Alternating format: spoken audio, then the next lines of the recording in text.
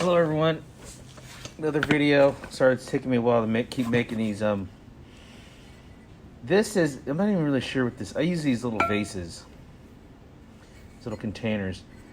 This is thrown, the bottom is thrown, this is thrown, and then they're added together. I'll show you how to do that. I'm gonna make it a little lower, so I'll make it more tray. I won't make this oval one, I'll make it a wider tray vessel. I use one at home like a valet when I change it and my keys. So we'll make the base first. That little swirl in there. And I'm not using a bat. You can use bats. I'm just not using them right now.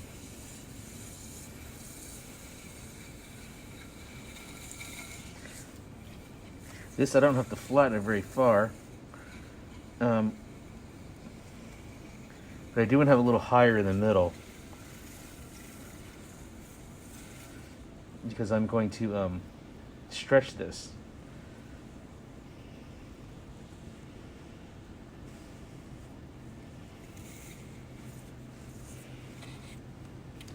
And we'll use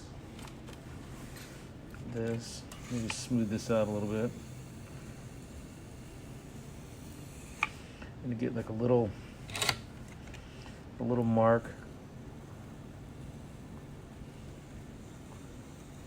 Go like that. All right. Then something like this, I'll just flip that up a little bit.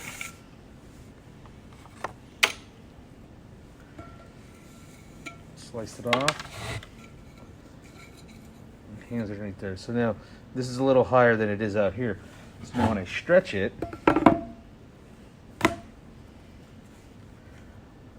make this oval. You can make these square, you can do anything.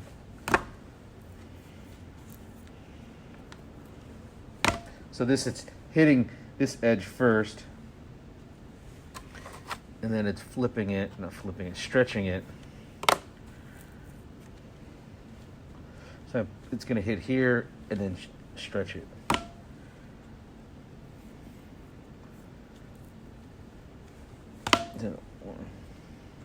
Kind of see what's happening.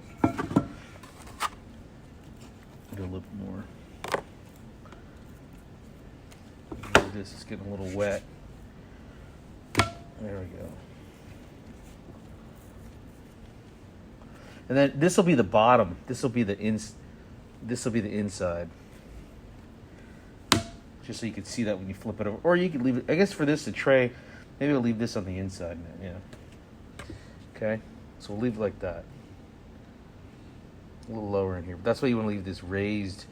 So when you stretch it, pretty soon it'll go shrink down.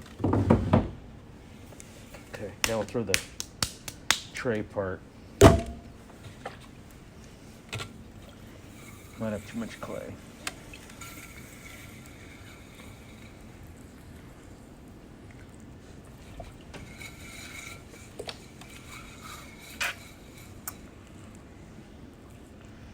Really coning it up. For a long time I didn't cone. I knew I was supposed to, but I didn't know how to do it very well, and so therefore I just didn't do it, and I thought it was dumb and you don't need to do it, but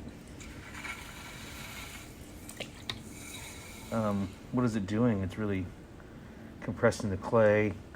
You're kind of wedging it, and then you're really lining up the clay particles. And right there, it just feels so much better after that first. I wedged it too. So with doing this, just I'm going it one more time, just like that. I really could feel that clay is really settled in and behaved. Okay, so I'm gonna make this oval.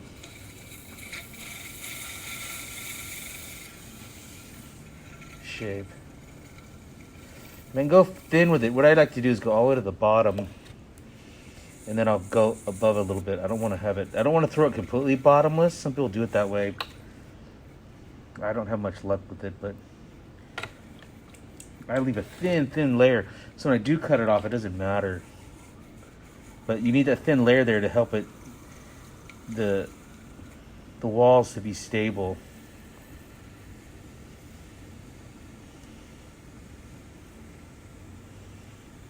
Now I'm forcing it out and pushing it back down.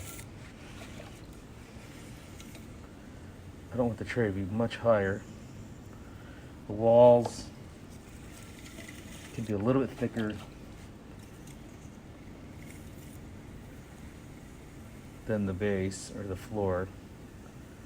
But you want it pretty close actually, because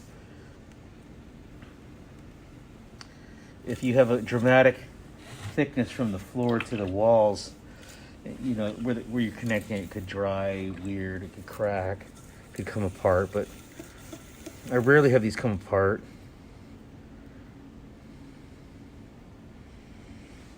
Oh, they look nice.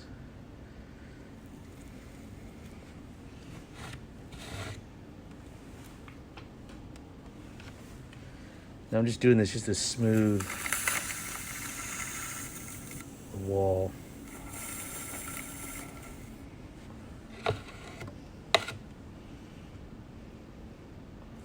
Smooth the inside.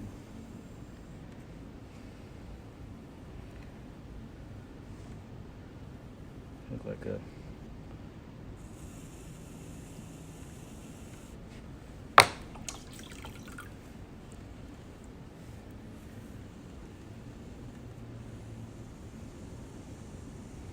I guess you don't need this little ridge here, but I'm not going to fold it out like I do with this, like on this one where it has this. I'm not going to do that. But still, this strengthens it, and also glaze kind of settles in there. And for those other ones, I was atmospheric firing, was soda firing them. So that rim really worked for that. Pretty much it. So now what I do is I'm going to cut just above the floor with the pin tool. I don't know if you can see that. Yeah, I think you can see that. Just right above it, right there. And I don't want to go all the way through. I just want to go through to where you can see it bulge out on the inside.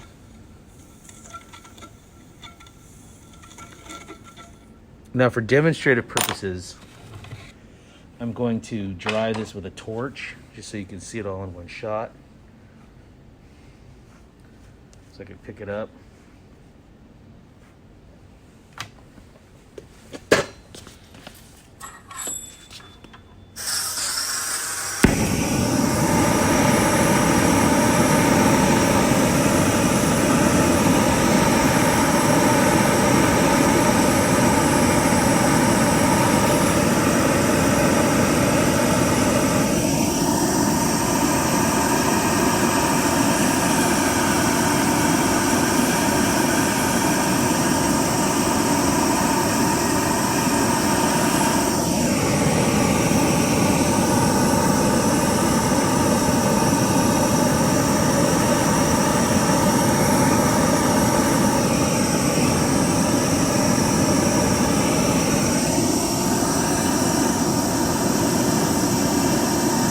I don't want to dry it too much, just so it's not as tacky anymore. But right where I cut it, it should just tear right off. Just like that. So I didn't cut all the way through. But what I'll get my board, then I'll put a little bit of water. I think it would work out. I'll put it right around here. Then I don't have to score it, because I just threw this.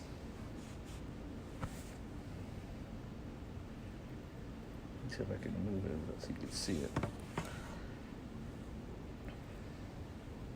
Oh, worked out perfect.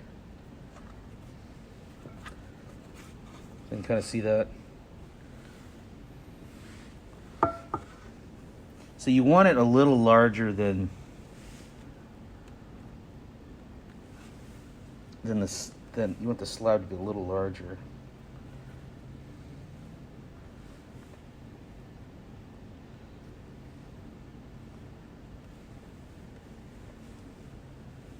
Oh, it looks pretty good.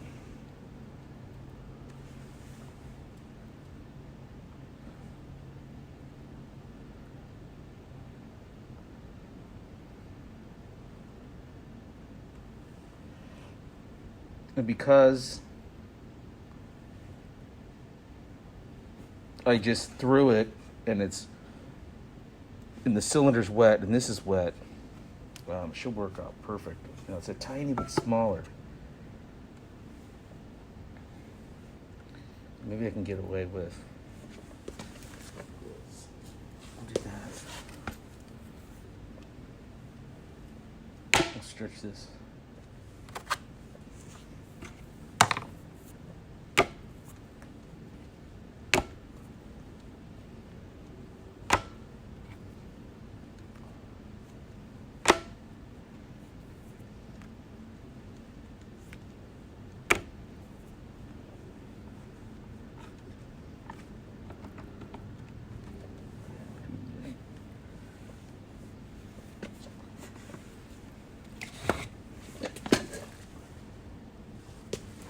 See, that's why I dried this, just so I could get it, handle it a little bit. I just want it to hang over the edge just a little, all the way around.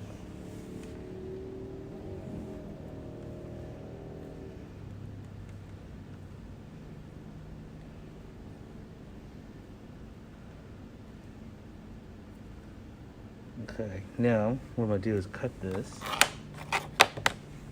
I want to leave, you can see that just a little bit. I don't want to cut it really close, but maybe like a 1/16 of an inch outside the edge of the wall. And then I'm also at an angle. I could always take more off, but if I cut too much off, then it's hard to deal with. But I don't think I've ever had these, maybe one, the first time, a couple times I've done it, but I've rarely had these come off. And everybody goes, you don't score it? Everything's just thrown. It's pretty fresh, so that the moisture content of the clay, both, the top and the bottom are pretty close, even though I dried them with the torch a little bit. Now, this edge that I left here, when this I'll fold this like that. And then with the sponge, it's coming off. With the sponge, we'll just do that. Okay.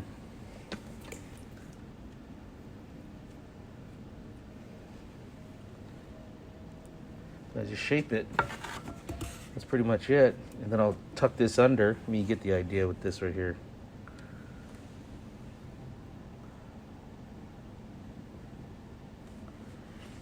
Okay.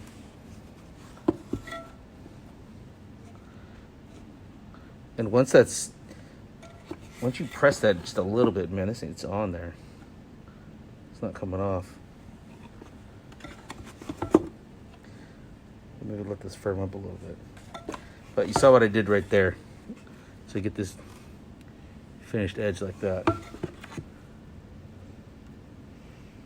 I could with a little bit of water, maybe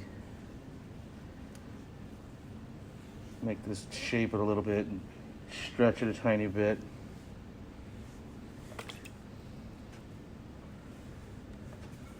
Okay, it's a nice little oval tray. You can even put handles on the outside. Make a lid for it.